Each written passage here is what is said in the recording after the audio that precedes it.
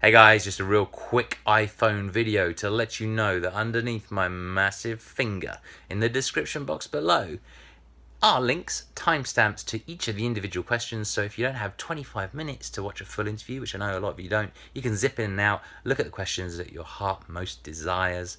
And this is Alucard. You know, he's a well-known player on the East Coast who's coming up the ranks. He's won Next Level a number of times. This year he's taking this game very seriously, and he's very good, a very good student of the game. Fully sponsored by F3, and I guarantee you he will make you think differently, so check it out.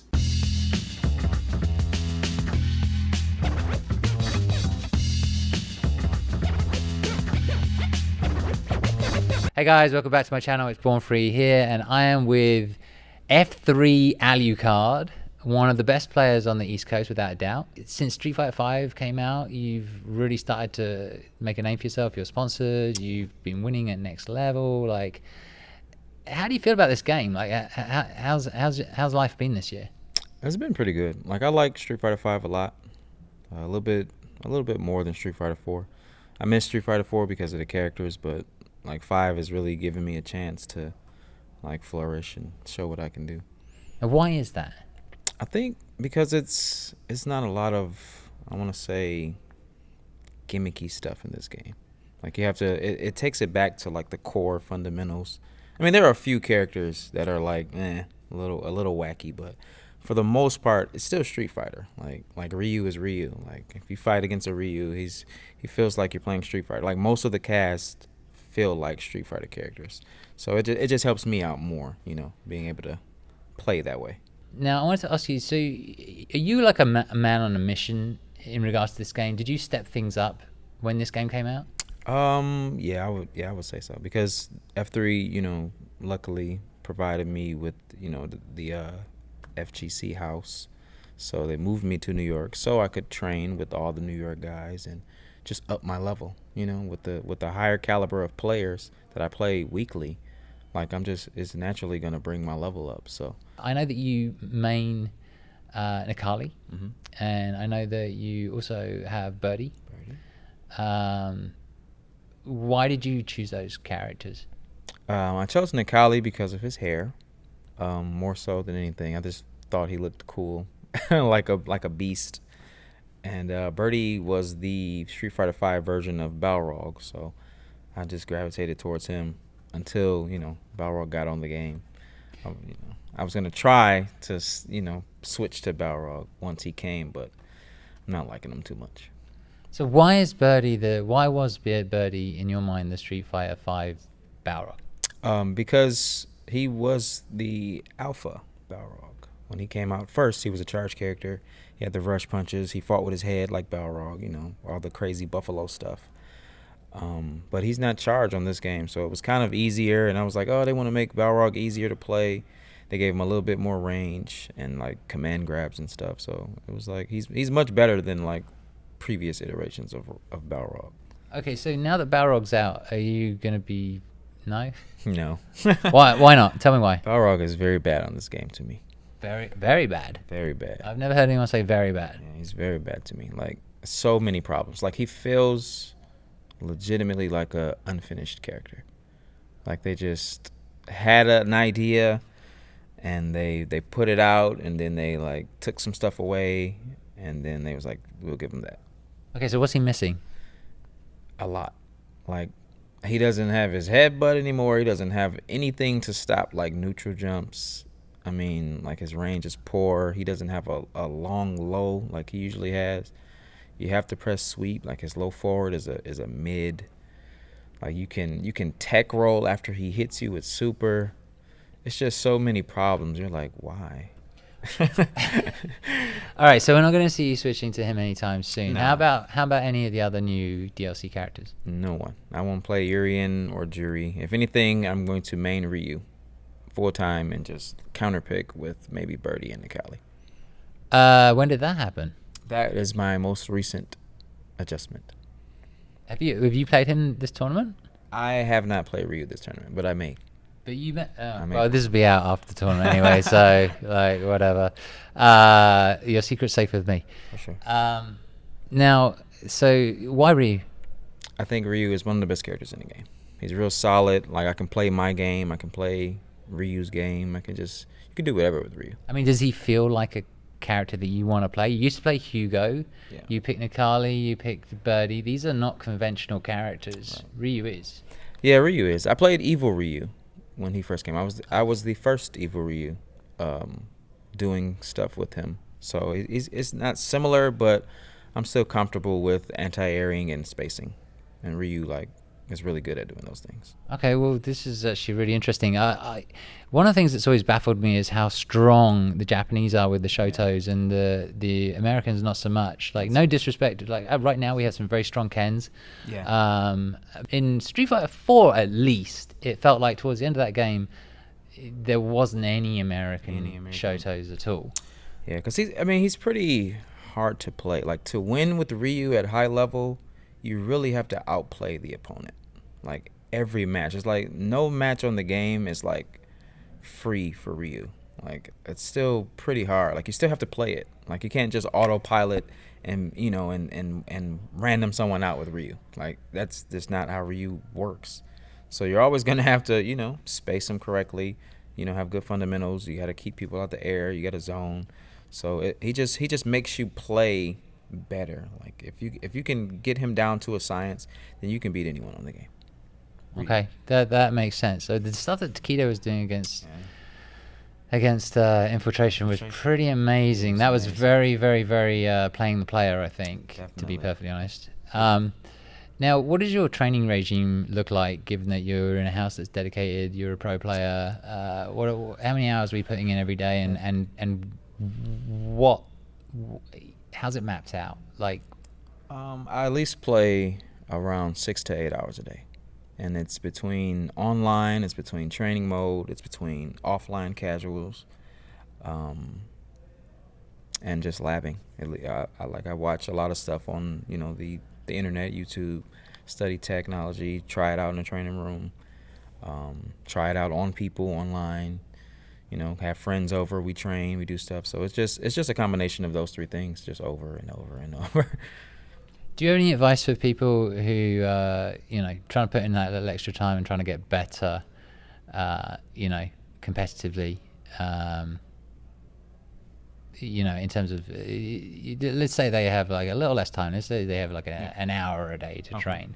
Like, where would you suggest that they invest their time? I would have them watch videos of high-level play from the character that they want to play for a little bit of the time, and then I want them to practice in training mode to recreate the situations, recreate the setups that they see, and at least try to figure out what they're watching, just so they'll know, like, oh, okay, this is why he does this, or this is why this works here.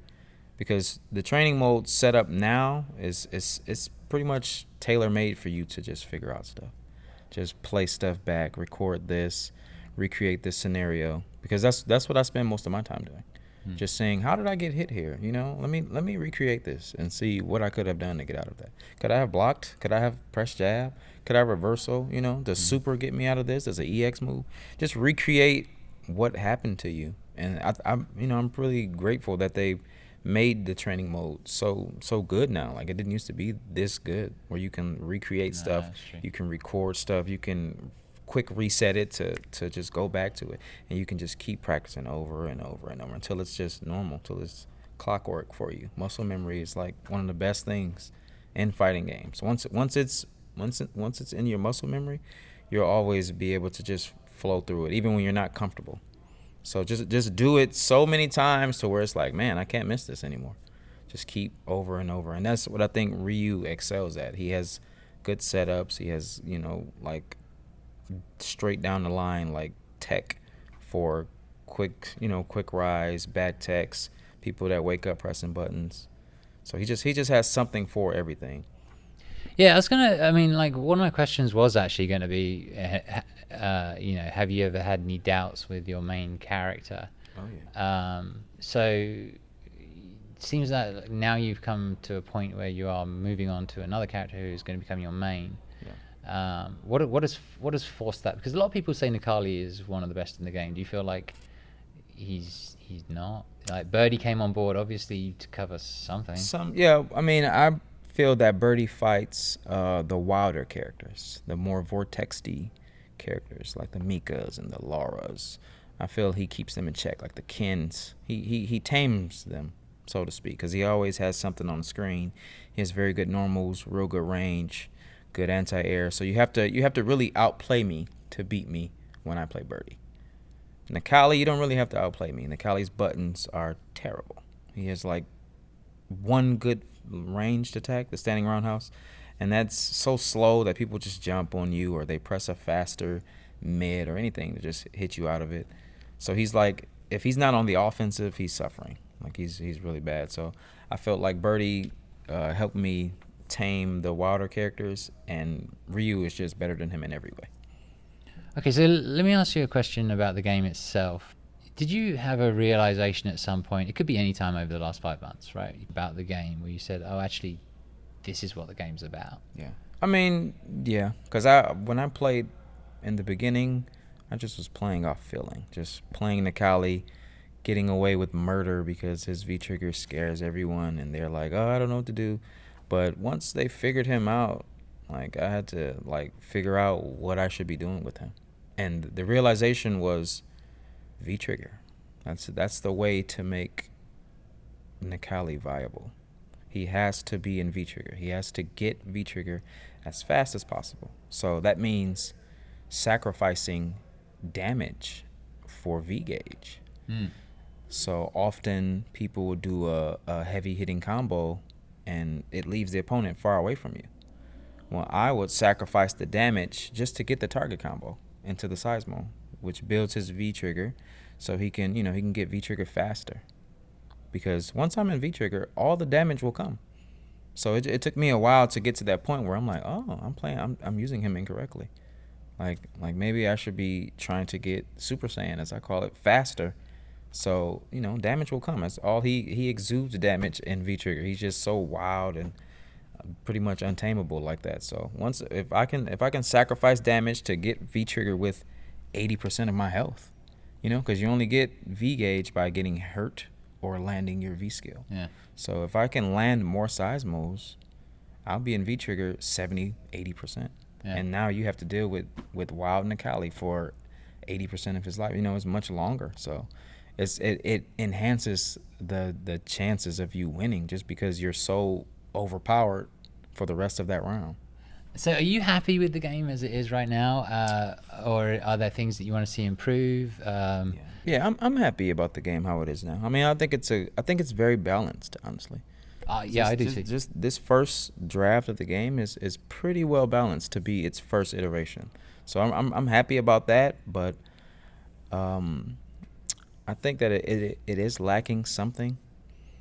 Like, I believe that the next iteration will be like the game, like much better. It'll balance a few people a little bit more, bring a couple down, lift a few up, make the game, a much more enjoyable experience. But the 8-frame lag doesn't really bother me.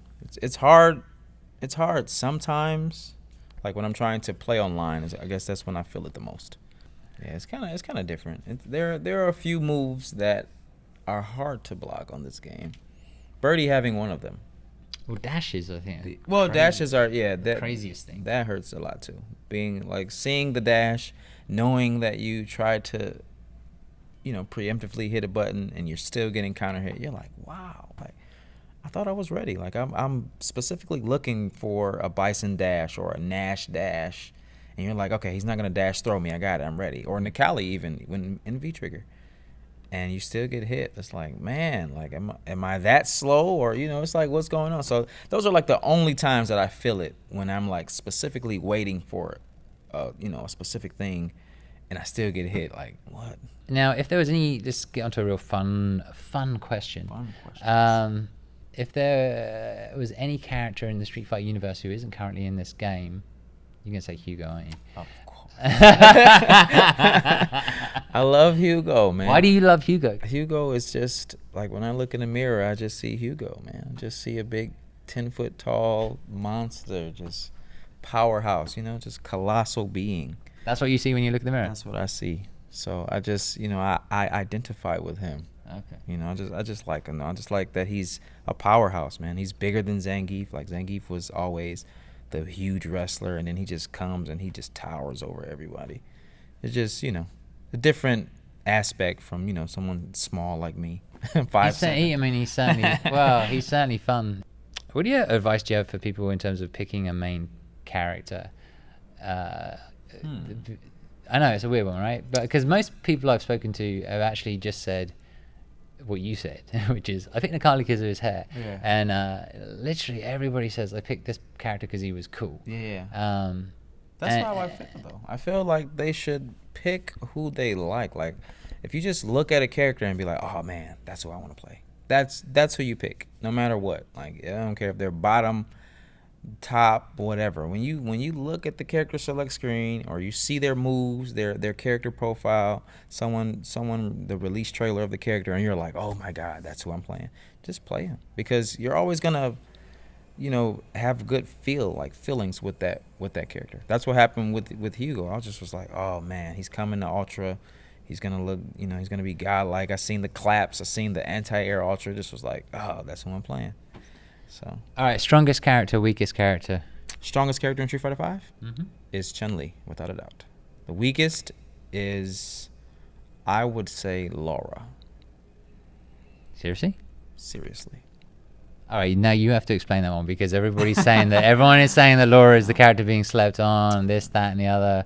When you have to play wild and risky the entire time, it's not good. When you her offense isn't as good as Mika's for her to not have a reversal. Her buttons aren't as good as Mika's for her to not have a reversal. Like you have to really like play Laura. You can't just like scrub people out like Mika does. Because I often feel that Mika is very scrubby, and that, you know, she gets wins just based off her. It doesn't matter who's really playing her. They can mix you up and knock you dizzy and beat you off of a mix up, or, you know, a V trigger setup that just hard to block. But Laura actually has to work. Like, she doesn't really get setups off her command grab like that. Like, she literally has to respect the three frame jab characters. People with reversals, just get her off of them easier. It's just not as oppressive as Mika. I honestly don't think she wins any matchup. Except the ones against me.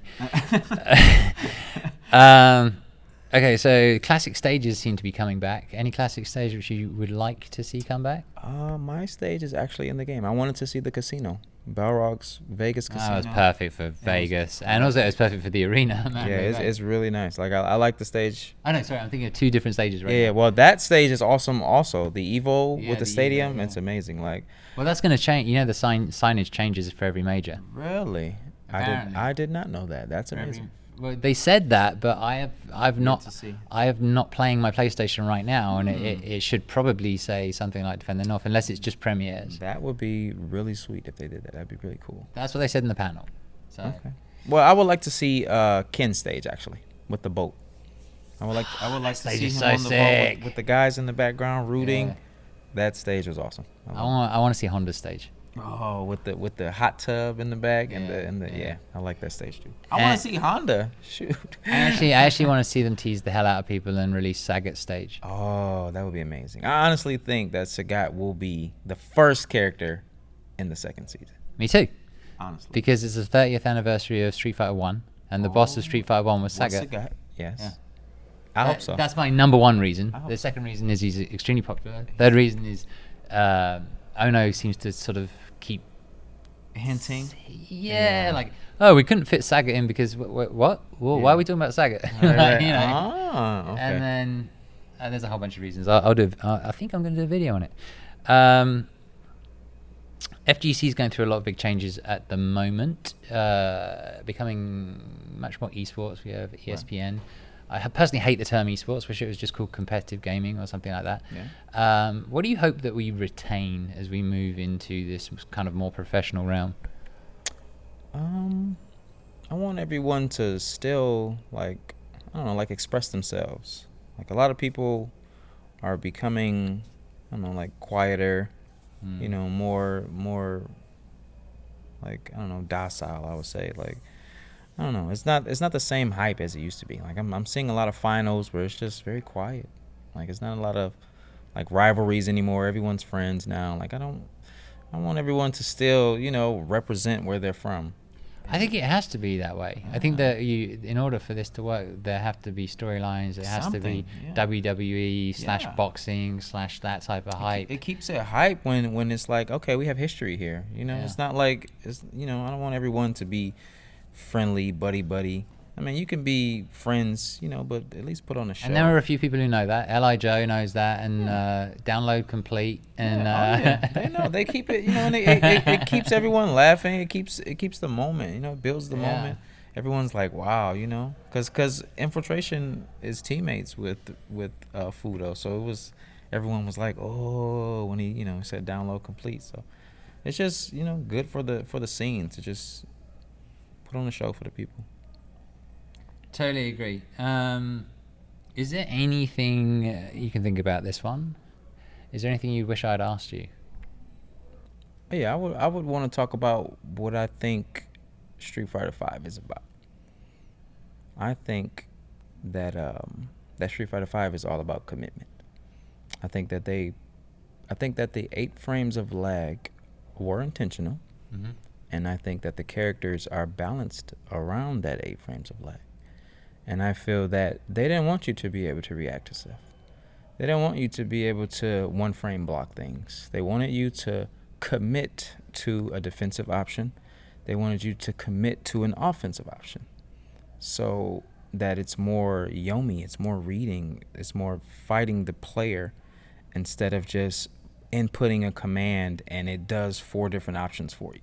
They didn't want that anymore. They wanted everyone to play the game. They wanted everyone to actually have to think to beat this character, to commit to blocking this way, to not be able to cheat and I guess blocked or I pressed some stuff and the game chose the best option for me and I beat someone really good.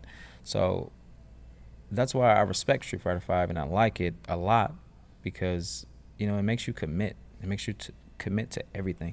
The most valuable move or strategy in Street Fighter V is the shimmy, where you tap someone and you walk back and then they grab and you punish their grab with. This is because you didn't commit to the grab. If you committed to the grab, they wouldn't have time to walk away from you because you're already grabbing them.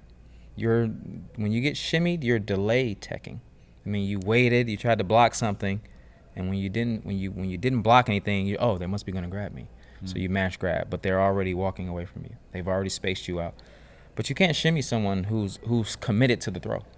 It's gonna grab you. You can't walk back faster than they can press 2 buttons. So I just see that the game is built around commitment on both sides, offensive and defensive. Gotcha.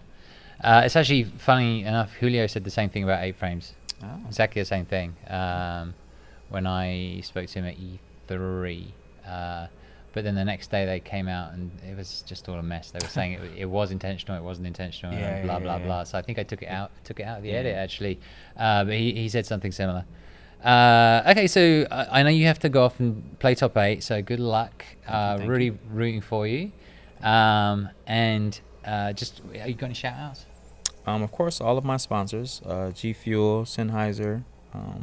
Shouts out to my organization, F3.